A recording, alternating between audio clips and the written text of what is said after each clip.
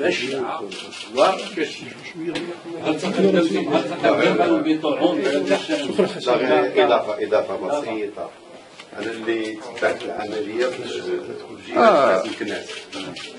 أنا لما جات الساعة 11 إلى مكتب السويس وجدت حوالي 50 مواطن إلى 60، وأنا ذاك اللي ما لقاوش الأسماء ديالهم في اللوائح الانتخابية. هاد المواطنين أعرفهم جيد المعرفة، مواطنين اللي فيهم اللي شاركوا في انتخابات 92 و97 و 98 و 2002 و 2003 وآخرها 2011 تم التصويت عليهم لا لشيء إلا لأنهم ينتمون إلى حزب الاستقلال. هذه الساعة 11 وعطيت تصريح للامار آنذاك، ولامار حاضرة والتلفزيون المغربي حاضر وهو يلاحظ الكارثة. القناة الثانية كانت معايا في لقاء وصرحت بذلك، ونقول لكم العدد في مقاطعة زواغ اللي تم التشطيب عليه كل العائلات ديال المرشحين في لائحة الميزان كلهم تم التشطيب عليهم.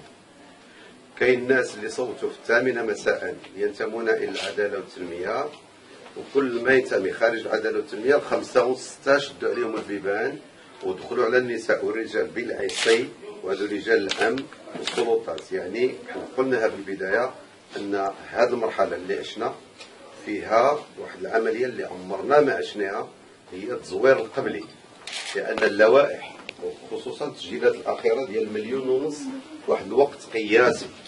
هاد 1.5 مليون اللي تسجلات حنا ما عطاوناش الوقت كحكومة باش نديرو الطعون ديالنا، لأن الفصل 11 من الدستور تينص على أن المواطن المغربي خصو يتوصل بالمكتب ديالو وفي المكان ديال التسجيل قبل 10 أيام. الحزب السياسي خصها 48 ساعة ديال الطعون، ولكن هما ليلات الاقتراع تيمدونا لي سيدي اللي كاين ديال اللوائح في الجهة كلها. كاين اللي عطاوه السيدي لغدا تعيطوا له تقولوا له في خطأ أجي ردوا لنا باش نديروا سيدي آخر. إذا كاين اللعب في اللوائح الانتخابية بواحد الشكل خطير. إلا تفتح تحقيق من الداخل أو من الخارج غتكون كارثة على الديمقراطية في المغرب في عهد هذه الحكومة. وعندنا أدلة وحجج، لأنه اللي من خارج حزب الاستقلال كأنهم خداو لا باز دوني ديال حزب الاستقلال وزولوا كل الإخوان اللي شطبوا عليهم من اللوائح.